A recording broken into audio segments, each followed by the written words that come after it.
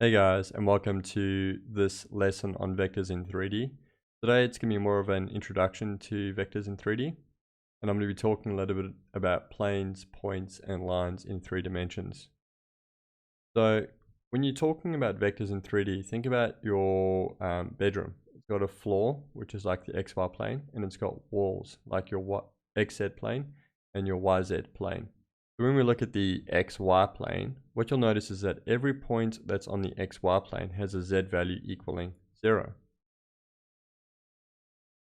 And what this means is that our points have a Z component of 0, and our lines will have Z components all equaling 0 as well. And that'll give us anything on the XY plane. Let's just go have a look at GeoGebra quickly. What you might see here is I've got this equation, and this is going to be my x-axis, and this will be my y-axis on the right hand side over here. And I've got the equation x minus y equals 4. Now this is in 2 dimensions because we're only in the xy plane. But what you might notice is that if we start talking about the equation x minus y equals 4 in 3 dimensions, we don't care what the z component is, because it's like having a plus 0z equaling 4 as well. So x minus y plus 0z equals 4. What we end up with is this plane over here. And everywhere on this plane, we have the value x minus y equaling 4. And we don't care what the z value is. That's why it keeps going up and down on the z axis, because we don't care what the z values are.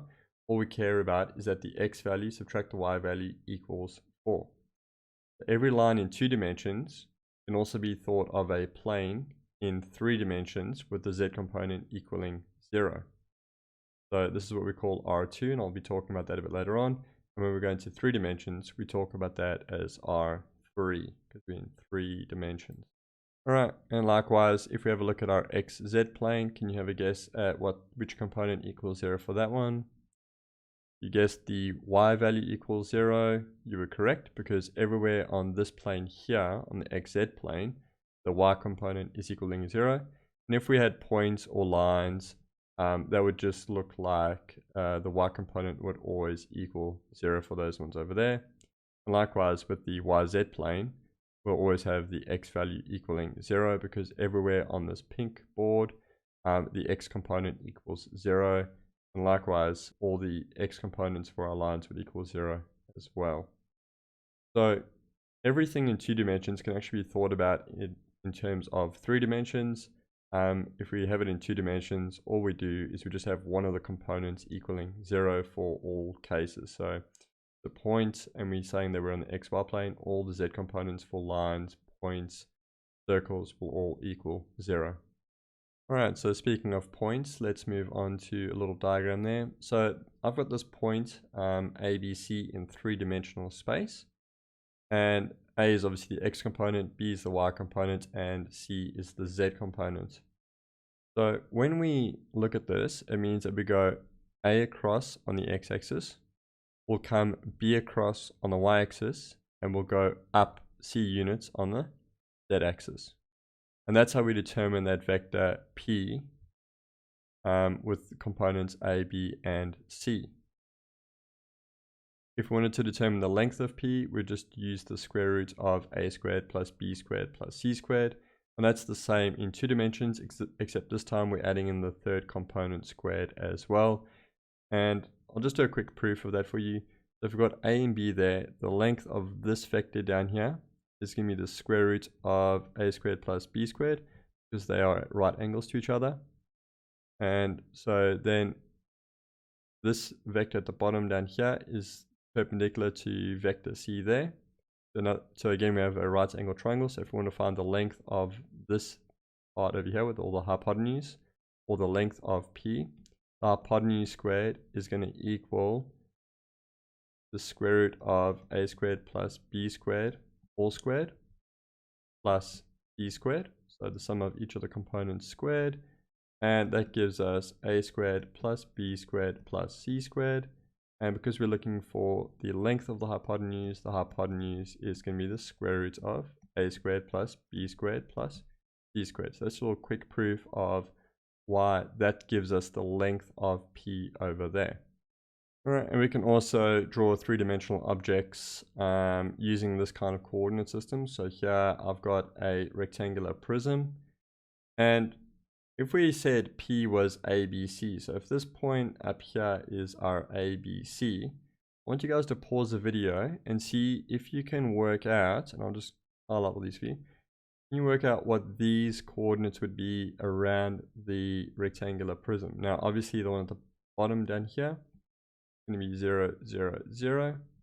And see if you can work out what all of those points are before continuing with the video. So I'll give you a chance to do that now. Alright, so when labeling these points, what I'm going to do is we'll start at the very top. And let's work out what that point there is. Now, obviously, we've gone 0 across in the x direction, 0 across in the y direction, but we've gone up c units in the z direction. So on there should be 0, 0, c. Next, let's work out this one down here. Now, as you can see, I've gone 0 up, I've gone 0 in the y direction, but I've gone a units across in the x direction because the point P was ABC, which means I had to go A across this way here. So that one's A, 0, 0. Next, let's work out what this point is down here. Now, I've gone 0 across in the x direction, 0 up or down in the z direction, but I have gone B units across in the y direction over there. Because remember, the point P was ABC. So I have to go down B units down here. Alright, now let's start working our way around with these last couple of points. Alright, so let's work our way around from this side now again. This point up here, I've gone A across, B up, and then 0 in the y direction. That one should be A0C. The one at the bottom here, I've gone A across, I've gone B in the y direction, but I haven't gone up or down, so that one should be AB0. And this one up here, I've gone 0 in the x direction, but I've gone B in the y direction and C in the z direction. That coordinate there is 0, B, C. Alright, so now I'm going to be talking about vectors in 3 dimensions. If I'm talking about a vector in 3 dimensions, I'll say it's in R cubed. And I'll show you the difference between a vector being in R cubed and a vector being in R squared. So if I've got z equals 3, what that means is that I want the plane where every z value is 3. I don't care about what the x or the y values are. So I'm actually on the xy plane because I don't care what the xy values are. But I want every z value to be 3. So what does that look like? It looks like this. So this is the xy plane here, and it's been elevated up 3 units because I don't care what my x or my y values are. All I care is that my z value equals 3. So we end up with a plane that looks like this. Every time you hear the word plane, I want you to think of paper. Alright, what about y5 in R cubed? So what y5 looks like in R cubed is this one over here. So if the green axis is my y-axis, all I care is that every point that I've got a y value of 5. Let's just go and look at what that looks like in GeoGebra. What you'll notice is that every point, remember the green line's my y-axis, every point on this plane, this gray piece of paper, my y value is 5. And I can have any x or z values as long as the y value is 5. So that's a plane where y equals 5. And let's just look at how that differs to my equation y equals 5 in R2. In R2, I've only got 3 dimensions to worry about. And as you can see there, y equals 5 just looks like a straight line like this. So it doesn't have that third dimension like the plane has. It's just got the 2 dimensions, x and y, and we just want that line where y equals 5. Alright, and what we spoke about at the start of the lesson, y minus x equals 5 in R cubed is very different to what y minus x equals 5 looks like in R squared. But it does help to draw it in 2 dimensions first, and then relate that to what it looks like in 3 dimensions. So in 2 dimensions, what I've got is y minus x equals 5. So this gives me the blue equation that you can see over there. And now remember that this blue axis over here represents the z-axis. So in R cubed, what this equation actually is, it's y minus x plus 0z equals 5. because 0 times whatever the z value is will give me 5. So that looks like this. What we'll end up with is a line going through x equals -5 and y equaling 5, because that's my x there and that's my y over here. And we can go up or down as much as we want, just like we did in GeoGebra. What we can do is we can type in y minus x equals 5. And this is what we end up with.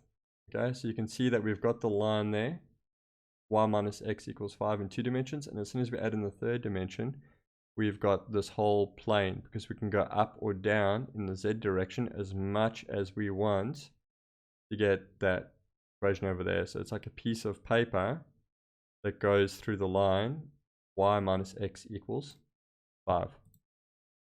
Alright, well, we'll leave it there for this lesson. The key points to take away is that in 3 dimensions, we've got 3 components. And the graphs of equations in 2 dimensions look different to equations in 3 dimensions. We know an equation is 2 dimensions if they ask us to graph it in r squared. And we know an equation is in 3 dimensions if they ask us to graph it in r cubed.